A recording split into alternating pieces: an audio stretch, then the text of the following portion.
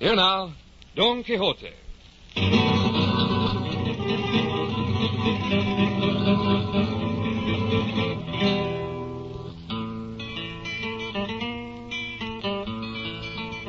At a certain village in La Mancha, which I shall not name, there lived not long ago one of those old-fashioned gentlemen who are never without a lance upon a rack, an old target, a lean horse, and a greyhound.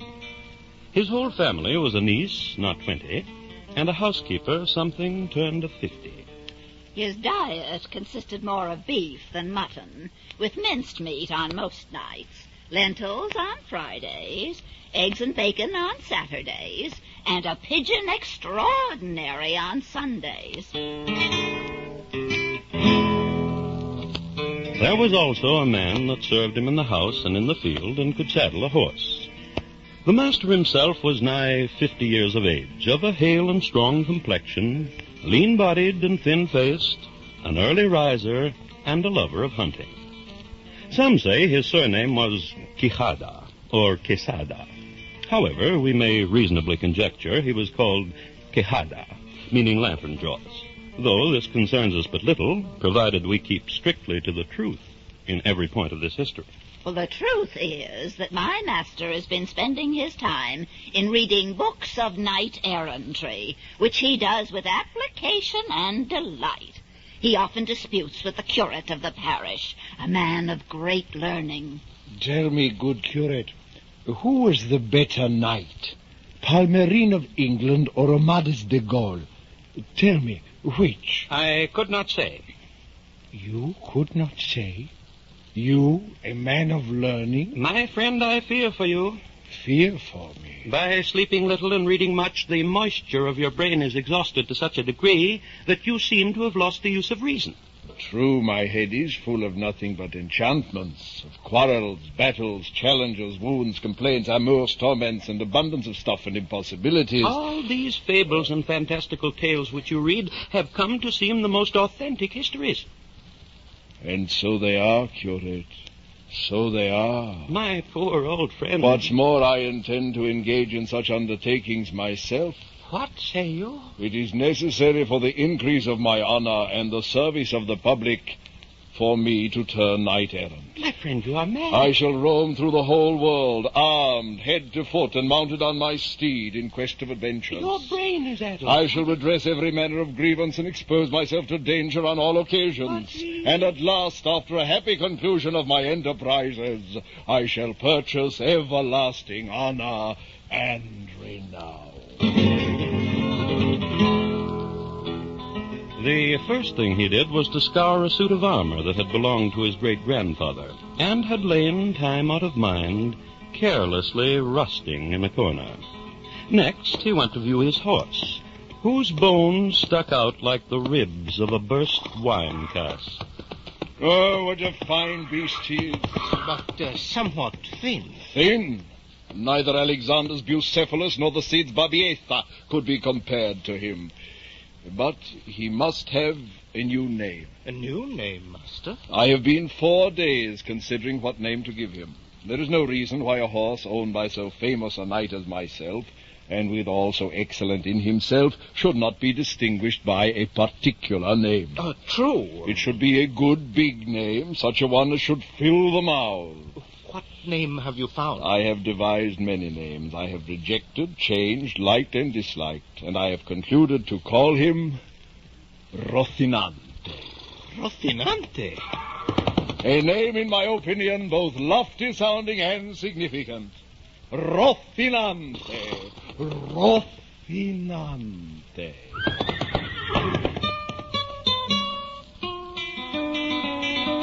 When he had thus given his horse a name so much to his satisfaction, he then thought of selecting a name for himself.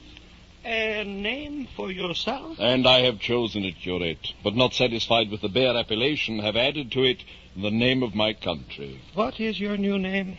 Don Quixote de la Mancha. Don Quixote de la Mancha? Which, to my thinking, denotes very plainly my parentage and birthplace, and consequently would fix a lasting honor on this part of the world. Ah, most commendable.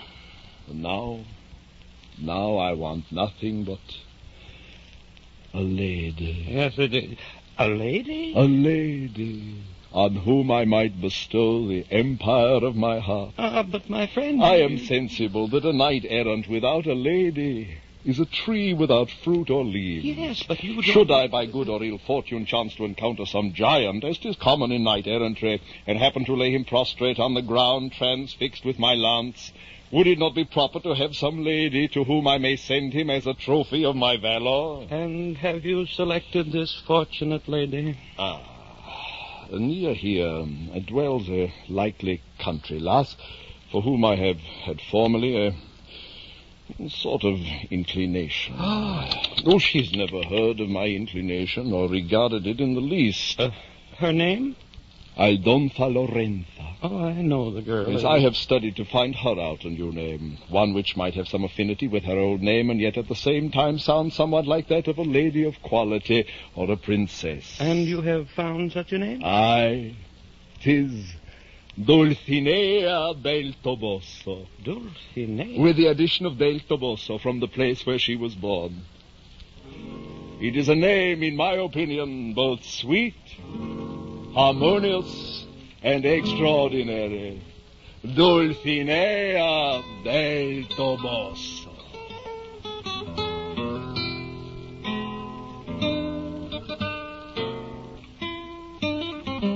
These preparations being made, Don Quixote found his designs ripe for action, and thought it now a crime to deny himself any longer to the injured world that wanted such a deliverer.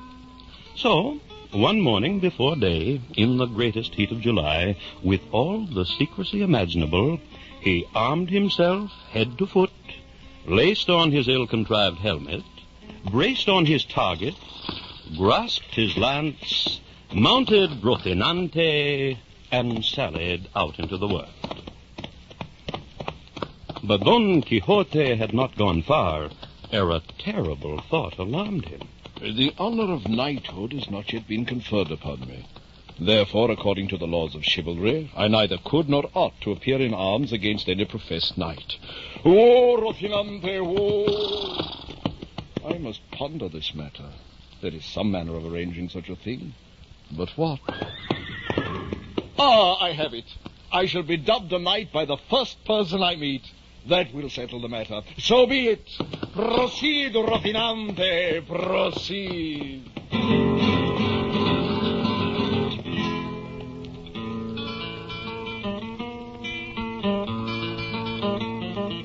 Don Quixote de la Mancha traveled almost all that day without meeting any adventure worth the trouble of relating, which put him into a kind of despair, for he desired nothing more than to encounter immediately some person on whom he might try the vigor of his arm. Towards the evening, he and his horse being heartily tired and almost famished, Don Quixote, looking about him, espied what he fancied to be a castle. It was fenced with 4 towers, lofty pinnacles glittering with silver, and all those other appurtenances peculiar to such places. At the gate of the castle were 2 beautiful maidens, taking benefit of the fresh evening air. Oh, Lord, I want to see. Oh, Rocinante, oh! What a sight! A madman cased in iron. Oh, do not fly, ladies, nor fear the least offense. The order of knighthood which I profess does not permit me to countenance injuries to ladies of such high rank as your presence denotes. You laugh at me. You mock me. Give me leave to tell you, ladies, that modesty and civility are most becoming in the fair sex, whereas laughter without ground is the highest piece of indiscretion. What is this? Oh, Sir Knight, if your worship be disposed to alight, you will fail of nothing here but a bed. All other accommodations will be supplied. You are the governor of this castle? Governor? Sir Lord of the castle, the least thing in the world suffices me. For arms are the only things I value, and combat is my bed of repose. Then you may safely alight. I dare assure you, you can hardly miss being kept awake all the year long in this house, much less one single night. Oh, steady. Have special care of my steed. There is not a better one in the universe. In the universe? In all the universe.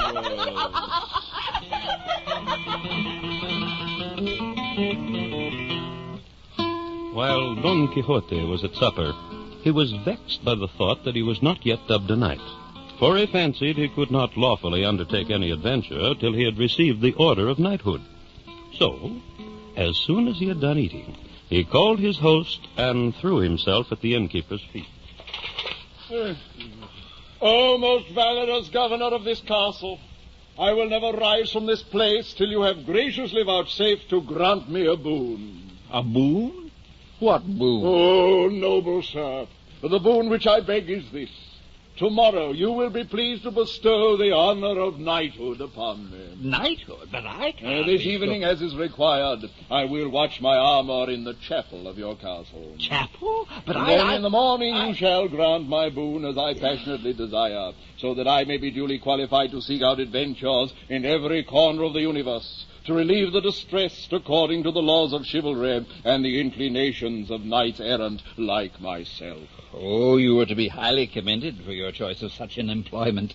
I myself in my youth followed the same honorable profession. Oh, then I am indeed most fortunate to have found you. Unhappily, this castle at present has no chapel where a knight may keep the vigil of his arms.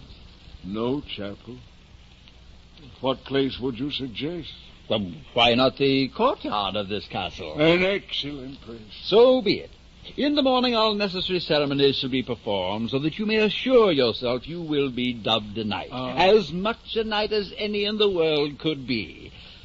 Do you have money?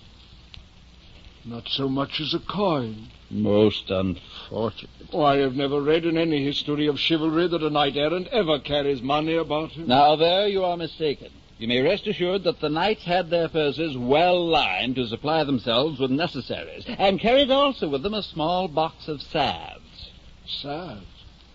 What sort of salves? To heal their wounds, of course, for they had not the conveniency of surgeons to cure them every time they fought in fields and deserts, unless they were so happy as to have some magician for their friend. Oh, where is a knight to find a magician these days? Well, then you should have a squire. He would carry a wallet with money, clean linen, a box of salves, and necessaries.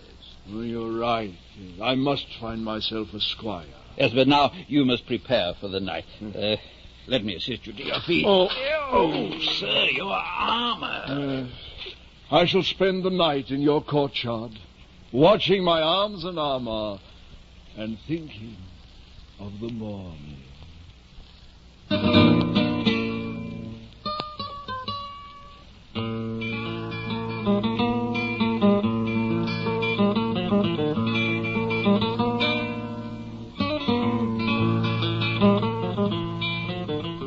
To which purpose, having got them all together, his arms and armor, Don Quixote laid them against a horse trough which stood in the center of the yard. Then, grasping his lance, he began to walk about the horse trough with a most graceful deportment.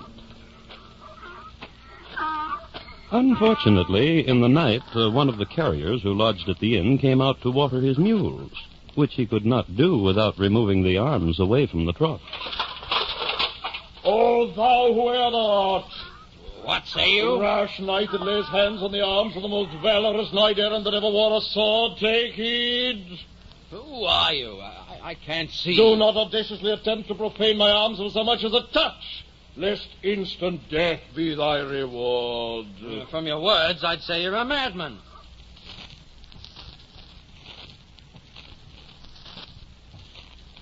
But, mad or not, your arms are in my way.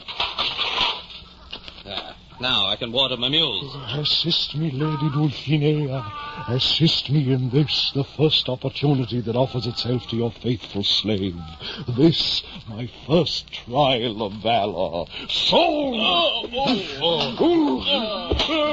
Thy queen of beauty, now is the time when thou must enliven thy adventurous slave with the beams of thy greatness, while this moment he is engaging in so terrible an adventure.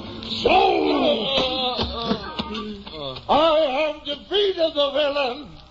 I have won my first encounter.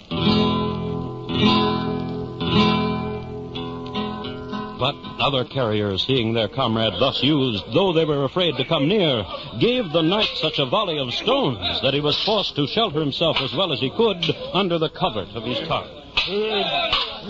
False and treacherous villains, rabble, fling on, do your work. Let him alone. I have told you he is mad. The law will acquit him if he kills you. Oh, there you are, lord of the castle. Oh, you are base and unhospitable for suffering a knight-errant to be so abused. Leave off. Do not attack him further, I pray you. Draw near if you dare, knaves, and receive the reward of your insolence. You do not come near. Then pick up your wounded and carry them off. Oh, you must excuse the insolence of these base scoundrels. They have abused you without my privity or consent. Say no more. I was thinking. Yes? I have already told you that there is no chapel in my castle. So you have? But there is no need of one. What say you? The ceremony of knighthood consists only in the application of the sword to your neck and shoulders. This might be performed here where we stand as well as anywhere else. Is such a thing possible? Bring me my book. What say you? Quickly, my book and a candle. Must I kneel? That is customary. So be it. At this time of night. Here is your book. All the accounts for selling straw and barley. Hold your tongue, wench. Here is the candle. Give me the book and raise the candle so that I may read. Silence! Now I will read the order of the ceremony. Whereas the end, therefore, and as it says, proper authority, that is to say, at this point you give me your sword. My sword. With this sword, I strike your shoulder.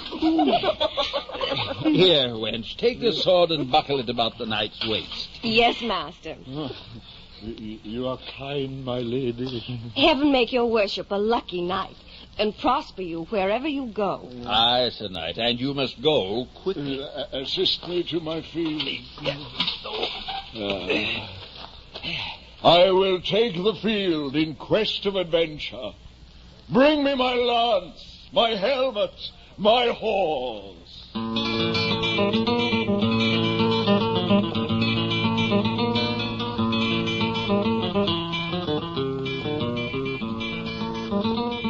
Don Quixote sallied out of the inn so well pleased, so gay and overjoyed to find himself knighted, that he infused the same satisfaction into his horse. But calling to mind the admonitions which the innkeeper had given him concerning the provision of money and clean shirts, he resolved to return home to furnish himself with them and likewise get himself a squire, designing to draft as such a neighbor who was poor but very fit for the office. With this resolution, he took the road which led to his own village. He had not gone 2 miles when he discovered a company of people riding towards him. Hold! And Don Quixote, with a dreadful assurance, fixed himself in his stirrups and posted himself in the middle of the road. Hold! Let all mankind confess that there is not in all the universe a more beautiful damsel than the Empress of La Mancha, the peerless Dulcinea del Toboso. Senor Cavalier, we do not know this worthy lady you speak of, but be pleased to let us see her, and then if we find her possessed of those matchless charms of which you assert her to be the mistress, we will freely and without the least compulsion own the truth which you would extort from us. No! The importance of the thing lies in obliging you to believe it, confess it, affirm it, swear it, and maintain it without seeing her. Therefore, make this acknowledgment at this very moment, or with me you must join in battle, one by the laws of chivalry. Knight, I beseech you, in the name of all the princes here present, to let us see some portraiture of the lady.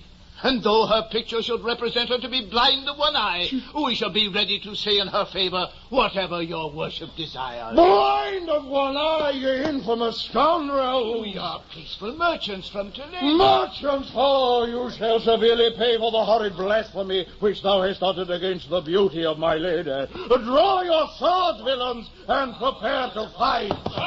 Forward, Rocinante! Forward! With his lance couched, Don Quixote rode furiously at the merchant who had provoked him. But Rocinante stumbled and fell in the midst of his career, threw down his master, who rolled and tumbled on the ground. Don Quixote was so encumbered with his lance, target, spurs, helmet, and armor that he could not rise from the ground. However, even in this helpless condition, he played the hero with his tongue. It's not through my fault that I lie here, but through that of my horse. Come back! Come back! I'm unable to stir. My ribs. Why, what's my this? back, my head. Who are you? What? What's that voice? Why do you make such a sad complaint? Oh, I am a knight-errant, fallen in battle.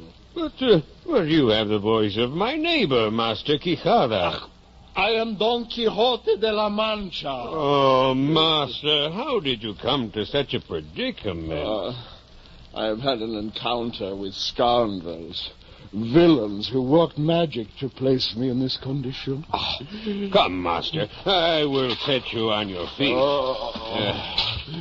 My horse. Where is my good Rocinante? He nibbles grass at your feet. I will place you on his back and guide you home. That will be good. To go home.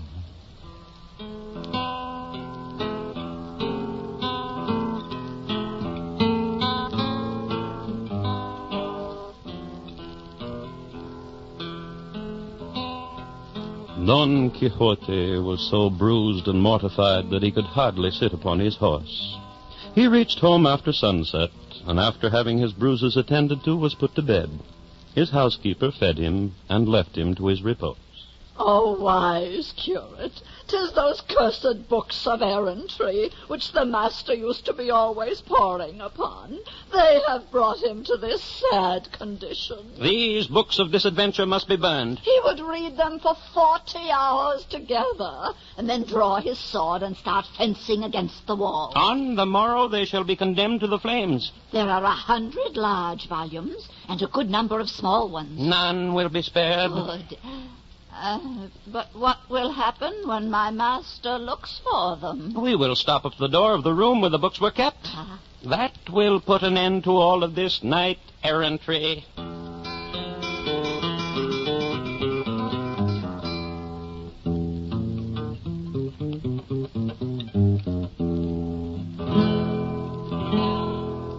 2 days afterward, Don Quixote got up from his bed, and the first thing he did was to go in search of his darling books. Housekeeper! Yes, master? Oh, I'm quite lost. Oh, which is the way to my study? Study? What is it you look for? Oh, my books. My precious books. There is no study in this house. No books. Where have they gone? The devil's run away with them. Or some conjurer. A conjurer? An enchanter who, since you left, came hither one night riding on a dragon. Oh. He went into your study and after a while flew out of the roof, leaving the house all full of smoke. Oh. And when I went to see what he had done, I could find nothing of your study, nor the books. Oh. Did he happen to give you his name? It was something like, Freston or, Tis he! my mortal enemy. He bears me great malice and endeavors to do me all manner of mischief. Oh, master, promise in the future you will stay at home and live in peace and quietness. Good housekeeper, how ill thou understandest these matters. I will remain quietly at home, only until my bruises are healed. Oh. Meanwhile, I must find myself a squire. A squire? And then, my squire at my side, I will renew my rambling.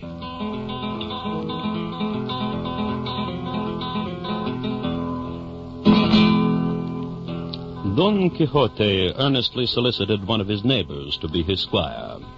Sancho Panza was his name. A good, honest fellow, but poor in purse and poor in brains. 'Tis likely such an adventure will present itself as might secure for us the conquest of some island. What island? I cannot in advance tell you its name, good Sancho Panza, but I promise that you shall be made governor of this island. Governor me? With a governor's palace and all necessities. I will come with you, master. I will forsake my wife and all my children to be your squire. Before we set off, I must furnish myself with money. I shall sell one house and mortgage another until I get a good sum together. Yes, master. Furnish yourself with what is needed. Above all, provide yourself with a wallet. What? A wallet? Along with shirts and as many other necessaries as you can conveniently carry. Yes, master. And bring your donkey along, for you are not used to traveling afoot. I have never read of a knight-errant whose squire rode upon a donkey, but I cannot remember any precedent which forbids it. 'Tis a good beast. Yes, I will mount you more honorably with the first opportunity. I shall unhorse the next discourteous knight I meet, and you shall have his animal. When do we depart, master? I will give you notice of the day and the hour when I have decided upon it. It will be within the week. Aye, within the week, we set out on the noble road of knight-errantry.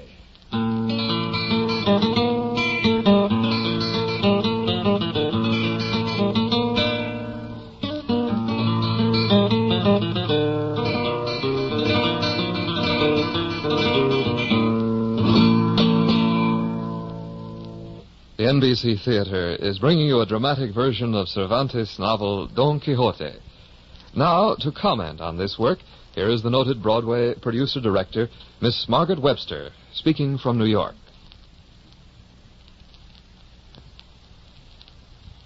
On April the 23rd, 1616, there died an Englishman named Shakespeare. On April the 23rd, 1618, a Spaniard named Cervantes. In the year 1605, the Englishman conceived the plays of Macbeth and King Lear, and in 1605, the Spaniard published the book of Don Quixote, a year hard to match for its literary bequest to posterity. While the Englishman was serving his theater apprenticeship in London, he must have heard the guns of the invading Spanish Armada. The Spaniard had been in Andalusia, acting as purveyor for the same fleet. One is almost surprised that no one has yet invented a legend of Cervantes being wrecked with the Armada on an island of the Hebrides, and thereby serving as Shakespeare's original model for Prospero. At all events, the war between England and Spain is a matter for the history books. King Lear and Don Quixote remain. Shakespeare could have read Don Quixote. The first part was translated into English 4 years before his death, though the second part did not come till 4 years after it. The first book contains most of the episodes of action with which we are all familiar. Some of them you are hearing today. The second is, in a sense, what Alice Through the Looking Glass is to Alice in Wonderland. It is the richer in philosophy, the mellower in wisdom. I haven't got much time, so... Don Quixote is said to have been translated into more languages than any other book except the Bible. Everybody knows it, and remarkably few nowadays have ever actually read it. Its hero is one of the very few fictional characters who has given us a standard word. For one, it denotes a particular blend of idealism with rashness, faith with absurdity, the sublime with the ridiculous, which can only be described as quixotic. The mixture has always been rare in the world and has resulted more often in tragedy than in farce. A modern Don Quixote would very rapidly land in jail, while his speeches in his own vindication, especially the sanest of them, would probably lead either to a concentration camp or an insane asylum. Yet the knight of the mournful countenance still holds the imagination of mankind. Is it because of the interweaving of pathos and slapstick, the heroic intention and the ridiculous execution, the undying qualities of clownship which Charlie Chaplin, for instance, exemplifies in our own time? Is it the earthy, realistic wisdom of Sancho Panza, his roguery, loyalty, and simplicity? Is it the fairy story charm of the fables themselves, or the sting and point of the shrewd and ingenious conversations? Perhaps all of these. The romances of chivalry, whose pernicious influence Cervantes set out to satirize, are today completely unknown. We have comic strips instead. But the lessons of his allegory strike far deeper than he knew. We have not yet outgrown them, and the warmth of his humanity still takes the heart. It would be a world grown cold and callous and poor indeed that ceased to remember the great knight and his squire with high honor and with love. Thank you, Miss Webster. Our dramatization continues from Hollywood after a brief pause for station identification.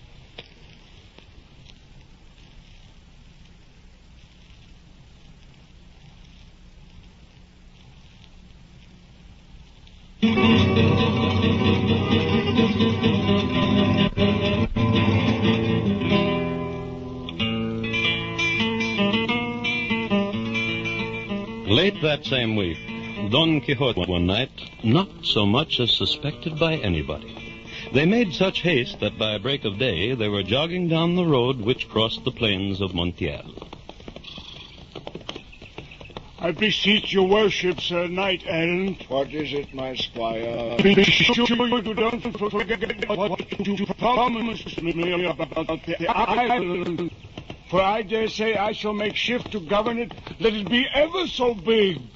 You must know, friend Sancho, that it has been the constant practice of knights-errant in former ages to make their squires the governors of the islands they conquer. An excellent practice. I am not only resolved to keep up that laudable custom, but even to improve it. Could it be improved? It could. Other knights sometimes delay rewarding their squires. But if thou and I do but live, before we have passed 6 days together, I may conquer some island. And this would fall out most luckily for thee, for I would crown you king. Wait. Look there in the distance. Poor Rocinante, what is it? Oh, fortune directs our affairs better than we could have wished. Look yonder, friend Sancho. There are at least 30 outrageous giants. Giants? Which I intend to encounter. And having deprived them of life, we will begin to enrich ourselves with their spoils. For they are lawful prize, and the extirpation of that cursed brood will be an acceptable service to heaven. What giants? Those whom thou seest yonder, with a long extended arm. Some of them have arms of so immense a size that they reach 2 leagues in length. Pray look better, sir. Those things are no giants, but windmills. And the arms you fancy are their sails, which, being whirled about by the wind, make the mill go. No, it is a sign thou art but little acquainted with adventures. Aye, that is true. I tell thee they are giants. If thou art afraid, go aside and say thy prayers, for I am resolved to engage in a dreadful unequal combat against them all. No. Oh, Rocinante! You will be killed by a windmill! Don Quixote rushed with Rocinante's utmost speed upon the first windmill he could come at, and running his lance into the sail, the wind whirled it about with such swiftness that the rapidity of motion broke the lance into shivers and hurled away both knight and horse. Sancho Panza ran as fast as he could to help his master, whom he found lying in the field, unable to stir. Oh, mercy on me. Did I not tell you they were windmills? Nobody would think otherwise unless he had also windmills in his head. Peace, friend Sancho. There is nothing so subject to the inconstancy of fortune as war. That cursed necromancer Freston, who carried away my study and my books, has transformed these giants into windmills. He has done this to deprive me of the honor of victory. But I do not admit defeat. Assist me to rise. At once, master, at once. Now, Let us be on our way. And so they continued in the direction of the pass of La Pipe. As they rode, Don Quixote took this opportunity to instruct his squire. Let me give them one necessary caution, brother Sancho. Yes, master? Know that thou shouldst cease me in the greatest extremity of danger. Thou must never offer to draw thy sword in my defence, unless thou find'st me assaulted by base rascals and vile scoundrels. For in such a case, thou mayst assist thy master. I shall remember. But if those with whom I am fighting are knights, thou must not do it. For the laws of chivalry do not allow thee to encounter a knight, not till thou art one thyself. Never fear. I'll obey your worship in that, I'll warrant you. Come now, let us ride ahead.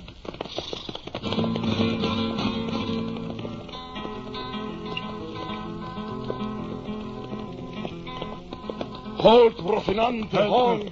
What is it now, master? Oh, the day has come, Sancho, that shall usher in the happiness which fortune has reserved for me. This day shall the strength of my arm be signalized by such exploits as shall be transmitted even to the latest posterity.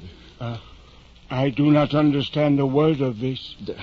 Seest thou that cloud of dust before us in the road? Cloud? Aye. 'Tis raised by a prodigious army marching this way, an army composed of an infinite number of nations. At this rate, there are 2 armies. 2 armies? Yonder on the other side is another great cloud of dust. Oh, so there is 2 vast armies ready to engage each other in bloody battle. No. 'Tis but 2 flocks of sheep. Sheep? Where are your eyes? They are 2 mighty armies. The one which moves toward us is commanded by the great Alifanfaron, emperor of the vast island of Taprobania. An island?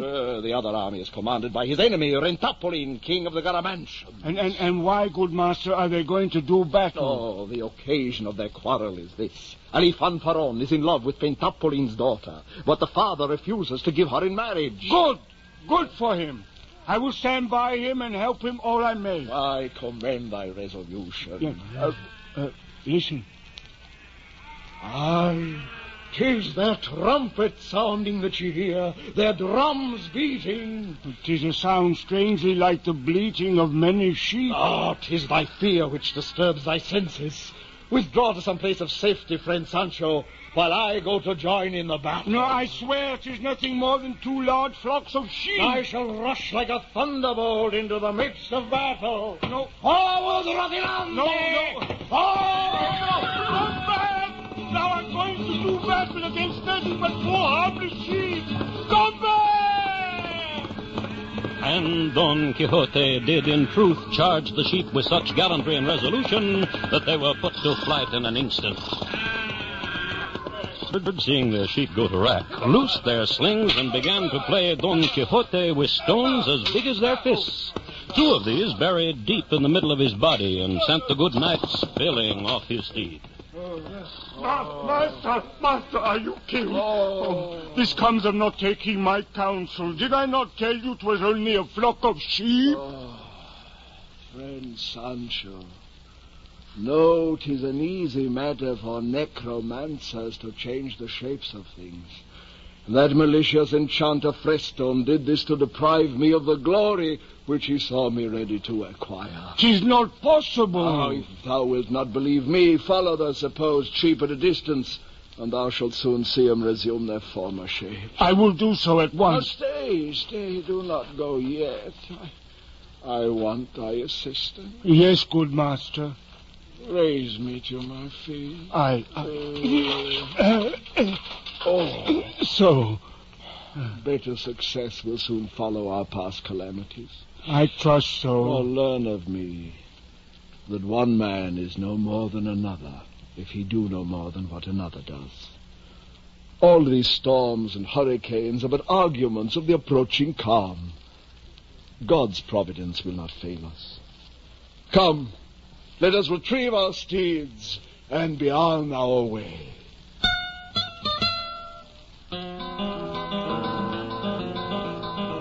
They spent that night under some chestnut trees, but early the following morning again set out across the broad plain. Master Knight. What is it, friend Sancho? I have been staring upon you, and never have I set eyes upon a more dismal figure. 'Tis because we have ridden more than 2 hours without meeting with any adventure. Should a stranger ask your title, I will tell him you are called Don Quixote de la Mancha, otherwise the Knight of the Woeful Figure. Knight of the Woeful Figure? Aye. In olden times, one knight was called the Knight of the Burning Sword. Another was the Knight of the Unicorn. You now are inspired to give me the sad appellation of the Woeful Figure. So be it. I assume the name, and at the first opportunity I shall have a most woeful face painted upon my shield. Oh, my word, you may save the money. You need no more but show your own face. Show my... Halt, Rocinante, halt. Look there, good Sancho. I fear to ask, Master, what is it that you see this time? Yonder is a horseman. Oh, yes, I see him now. On his head he wears something which glitters like precious gold. It glistens in the morning sunlight. 'Tis Mambrino's helmet, a great and ancient prize. Oh, I see only a fellow on horseback with something shiny on top of his head. I tell thee 'tis Mambrino's golden helmet, and I intend to possess myself of it. Forward, Rocinante! Forward! Come back, Master! Come back! Now, the truth of the matter was that this was only a barber riding from village to village with his brass basin on top of his head. But Don Quixote flew at him as fiercely as Rocinante would gallop. The barber threw himself off his horse and then, as hastily, took to his heels, leaving his basin upon the ground. I am master of the field. The wretch has run off and left behind him the golden helmet of Mambrino. 'Tis more a pot than a helmet. Pick it up and bring it me. Aye, Master. If 'tis a helmet, then it has neither beaver nor visor, front nor back, but is the same on all sides. Hand it up to me. Take it, Master. The Mambrino for whom this helmet was intended must have had a head of prodigious size. It appears to me very like a barber's basin. Silence! Yes, good squire. I fancy this enchanted helmet fell into the hands of some person who, knowing not the value of it, has taken half of it away, possibly melted it for the gold. But I, who know the value of this precious object, I shall wear it in place of my old helmet. Here, friend Sancho, put the old one on your head. Oh, thank you, Master. I will try it for size. It sits on the top of my head. Even so, it will protect you in battle. Now I shall try this golden helmet upon my own brow. It rests upon your ears. 'Tis tremendous in truth. But at least will protect my skull from all directions at once. Get back on your steed, good Sancho. Let us proceed on our adventure.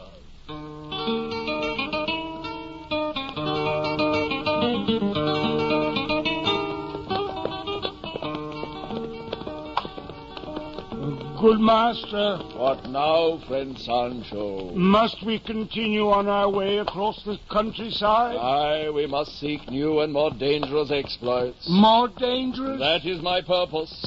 Whoa, Rocinante, whoa! What is it now? Look there, another cloud of dust. Not another army. 'Tis 12 men afoot,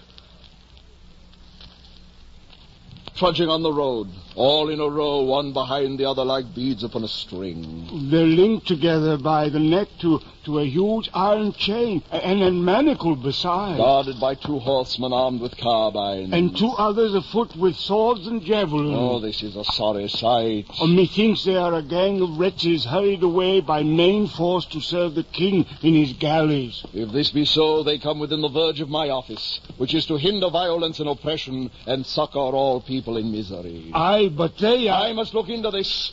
Forward, Rocinante, forward! Oh, no, good master, do not interfere! Don Quixote galloped across the plain to meet the chain of slaves. He pulled alongside them and addressed himself to the guard. Who is in charge here? I am chief of the guards. What is your business? Why are these poor men led along in chains? Sir, they're criminals condemned to serve the king in his galleys. Which king is this? That is all I have to say to you, and you need inquire no further. Nevertheless, sir, I have a great desire to know in a few words the cause of their misfortune. I will esteem it an extraordinary favor if you will let me have that satisfaction. Halt! Stop here for a time. These men are weary and in need of rest. Sir, you may draw near if you wish and examine the men yourself. I suppose they'll tell you why they're condemned. They're such honest men, they're not ashamed to boast of their rogueries. With your permission, I will do exactly that. You there. Yes, sire. For what crimes are you brought to this miserable circumstance? I am brought here because of love. Only because of love? Were all those that are in love to be thus used, I myself might have long since been in chains. You see, I hold a great affection for a certain lady, Dulcinea del Toboso by name, and for her I would gladly serve in any galley. My love was not of that sort. What then? I was so desperately in love with a basket of linen and embraced it so close that had not the judge taken it from me by force, I would not have parted with it willingly. In short, I was taken in the act, and so I was committed, tried, condemned, and there's an end of the business. What is your sentence? 3 years a slave aboard the king's galley. It is an exorbitant sentence. You there, next in line. You speak. Why are you led like a dog in chains? Yes. This man has done more rogueries than all the rest. What sort of crimes has he carried out? He's a notorious master of Gines de Pasamonte. You, sir, who are so inquisitive, if you have a mind to give us anything, pray do it quickly, and go your ways, for I don't care to stand here answering your questions. There's an account of my life in black and white, written with my own hand. That must be an extraordinary volume. So it is, and true every word. What is the title of this book? I call it The Life of Gines de Pasamonte. Is it quite finished? How can it be finished, and I still living? Thou seems to be a witty fellow. Unfortunate, too, for the wench fortune is always unkind to a man of wit. You mean to wicked wretches as yourself? I warn you, guard, the law does not give us to your keeping for you to abuse us. Your only duty is to conduct us where the king has ordered us taken. I can do as I please with you. Take this! Do not belabor this poor man. Do not interfere. But this man only spoke the truth. 'Tis not an honorable action for men to be the tormentors of one another. Keep out of this! If you provoke me, this lance and this sword shall force you to obey my entreaties. Go about your business, good Sir Errant, and set your brass basin straight upon your empty pate. How dare you insult my golden helmet? Don't meddle any further in what does not concern you. For those who play with cats must expect to be scratched. Thou art a cat, and a rat, and a coward to boot. Forward, Rocinante, we attack! And Don Quixote attacked the chief of the guards with such a sudden and surprising fury that before he had any time to put himself into a posture of defense, he was struck down and dangerously wounded. The slaves laid hold of this opportunity to break their chains and regain their liberty. The hurly-burly was so great that all the guards betook themselves to their heels, leaving Don Quixote and the criminals complete masters of the field. Sancho Panza, who was always for taking care of the main chance, was not at all pleased with this victory. The guards who are fled will raise a hue and cry and soon be at our heels with an army. That is quite true. We must hide ourselves in the mountains. No, hold. I have a favor to ask of you. You and these other men who are now free. Speak quickly, then. It is part of generous spirits to have a grateful sense of the benefits they receive. No crime is more odious than ingratitude. We have no time for sermons. All the recompense I require is that every one of you, laden with that chain from which I have freed your necks, to instantly repair to the city of Toboso, and there present yourselves before the lady Dulcinea. Going to a city? Are you mad? Tell the lady that her faithful votary, the knight of the woeful countenance, commanded you to wait upon her. Assure her of his profound veneration. Then you shall give her an exact account of every particular relating to this famous achievement, by which you once more taste the sweets of liberty. Which done, I give you leave to seek your fortunes where you please. What say you? Where have they gone? They made their escape while you made your sermon. I have heard it said that to do a kindness to clowns is like throwing water into the sea. Hadst thou given ear to my advice, you had prevented this misfortune. Since the thing is done, 'tis needless to repine. But this shall be a warning to me in the future. Now we had better make our own escape before those guards return with all their army. Aye, friend Sancho, bring me Rocinante, and we shall ride off, away from this landscape of scoundrels. Away!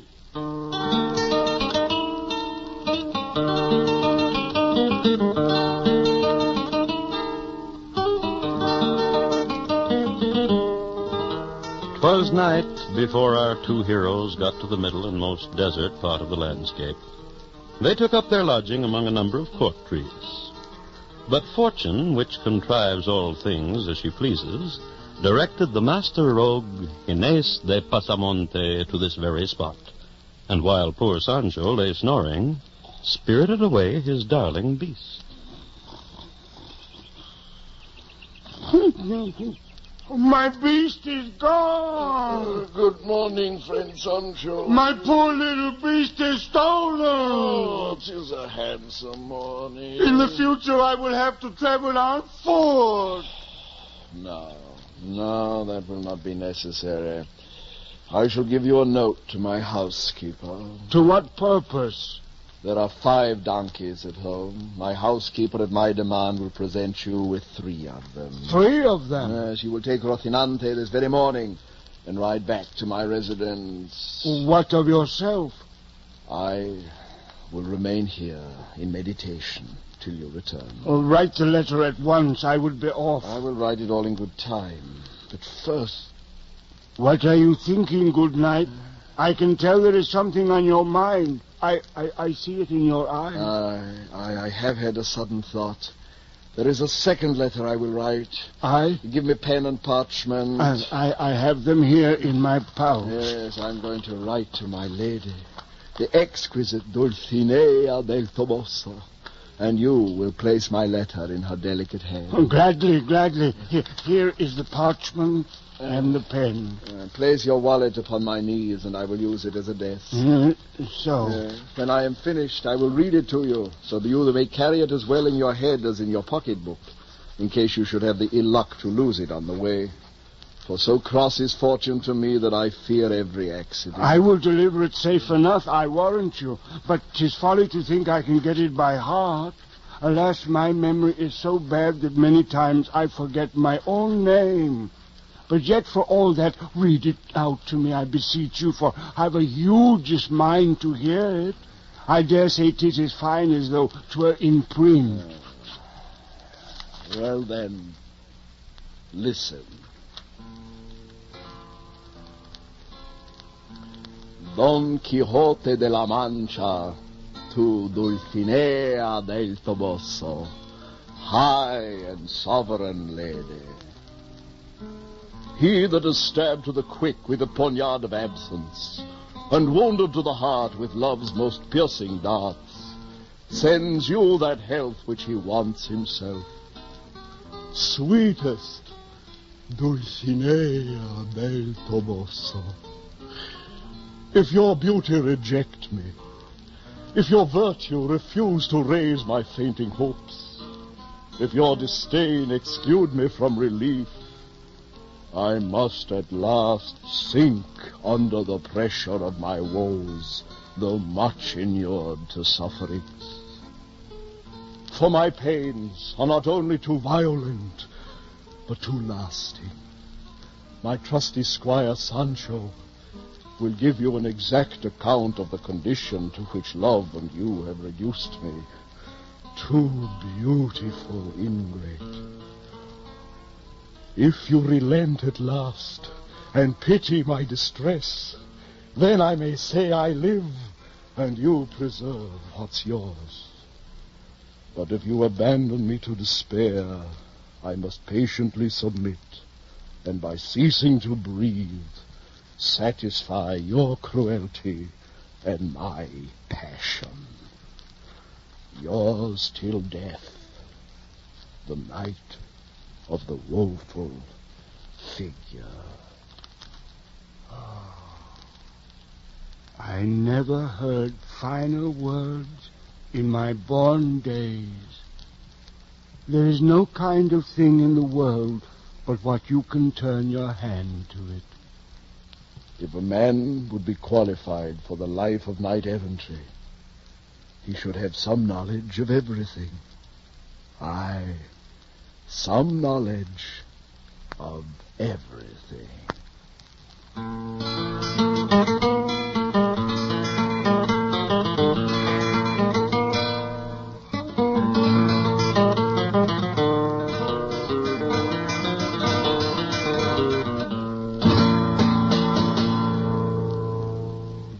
You have heard Don Quixote by Miguel de Cervantes, as adapted for the NBC Theater by Vincent McConnor.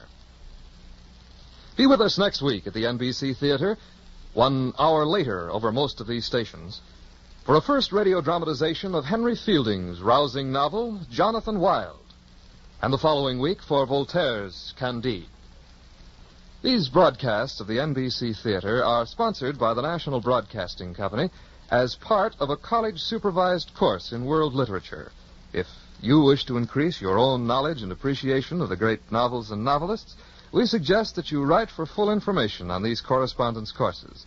Write to the NBC Theater in care of one of the following universities or colleges: the University of Louisville, Louisville, Kentucky; Kansas State Teachers College, Pittsburgh, Kansas; the University of Tulsa, Tulsa, Oklahoma; Texas College of Arts and Industries, Kingsville, Texas; and Brooklyn College, Brooklyn, New York.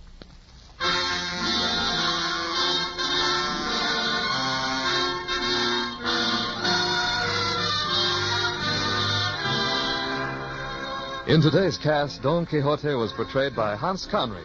Sancho Panza was Jay Novello. The narrator and curate was Lou Merrill. The housekeeper was Eleanor Audley. The two wenches were Charlotte Lawrence and Colleen Collins. The innkeeper was Parley Bear. The carrier was Robin Hughes. The merchant was Earl Lee. The plowman was Donald Morrison. The guard was Don Diamond. Guitar interludes were by Jose Barroso. Your announcer, Don Stanley. The NBC Theater is produced by Wade Arnold. The director of the NBC Theater is Warren Lewis.